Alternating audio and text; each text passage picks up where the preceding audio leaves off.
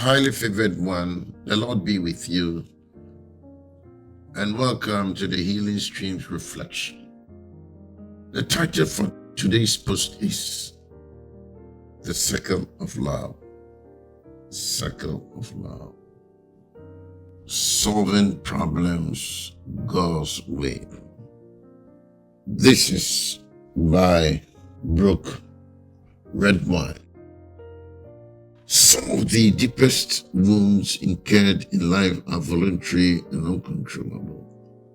Wounds such as the death of a loved one, insensitivity from a spouse, or backbiting from friends. No matter how they are inflicted, wounds must be dealt with properly. If not, they will become roadblocks to our ability to receive God's love and to love others. In his latest book, Object of His Affliction, Pastor Scotty Smith of Christ Community Church in Nashville, Tennessee, teaches a method of processing pain in order to gain a better understanding of God's love. The book describes Smith's experience of revisiting a wound caused by the death of his mother when he was a child. As Smith realized how his personal story of pain collided with the larger story of the gospel, God's grace and love flooded more than his mind. They submerged his heart and forever changed the way he related to his wife, children, and friends. Smith opens Object of His Affliction by recounting a train ride he took through the picturesque Alaskan wilderness. As he busily snapped photographs of gorgeous scenery, Smith noticed a young boy riveted by a handheld video game.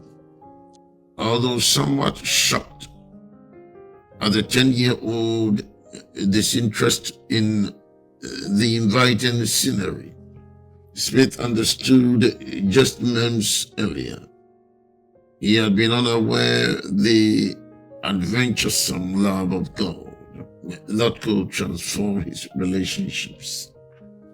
Smith was awakened from his oblivion by a feeling of restlessness within his heart. He began to wonder, how is it possible to be a spirit-led Christian, a family man, and the pastor of a wonderful community of believers, and still not be giving and receiving the life-giving love of the Lord? Although he was taught to put the past behind him after his mother's death, Smith never learned how to recover from such tragedy. Right out of his affliction, he created a wall of self-protection, a commitment to controlling his world, and a lifestyle of staying busy. As a young adult, he discovered that his busy heart and refusal to deal with his mother's death defined him more than the love of God. It wasn't until 25 years later, however, that Smith addressed the lethargy that pervaded the pocket of his heart. My resources, self-sufficiency, and survival skills finally began to fail me, he said. Smith was ready to be vulnerable and to reveal his broken heart to friends. He confessed how unwilling he had been to confront the pain that had held a nagging grip on his heart for decades. Smith then drove home to his wife, whom he admitted he had loved poorly. Quote, "My wife had lived with the painful effects of my secret throughout our marriage," he says. The detachment, the busyness, the withdrawal, the passivity and the fear, along with the arrogant, worthy spirituality. Yet in her embrace, Smith found forgiveness and understood the grace of God more than ever before. The hard road of reconciliation for Smith began there in the arms of his wife.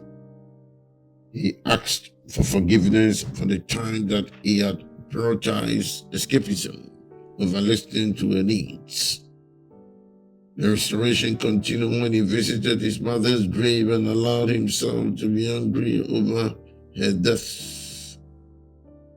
For the first time in nearly 40 years, Smith let himself feel sadness, remorse over the mother he never got to know, and regret at the memories of her that he and his father had not preserved.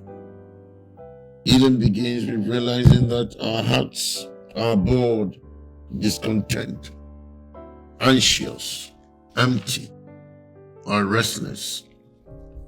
Smith contends that God's goal is to win our wayward hearts away from things that hold no ultimate satisfaction by revealing their true contents. Instead of turning to lesser gods to fill a void, we must be willing to face our pain and trust the Lord with deliverance. Smith says that honesty is a good starting point for restoring relationships. Smith's journey through healing still continues. He and his father recently shared photographs and conversations about his mother and about their inability to give love to each other when they each needed it most. The fruit of healing is first seen in our relationship with the Lord.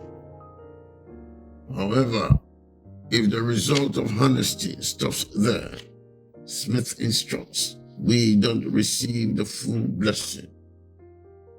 Realizing God's love in spite of our mistakes is not simply us getting over the brokenness, over the pain, over the shame. It's removing the obstacles to love and well. Because as Paul says in Galatians 5:6, the only thing that counts is faith expressing itself in love. Now that Smith has seen the transforming power of God to forgive, heal, restore, and reconcile his own relationships, he has experienced a change of heart that is lasting and real, declaring, I am robbed of my props and excuses. Now I can say the Father will not empower my heart to love better. I can say that. Thanks for listening. And may good Lord bless you. Amen.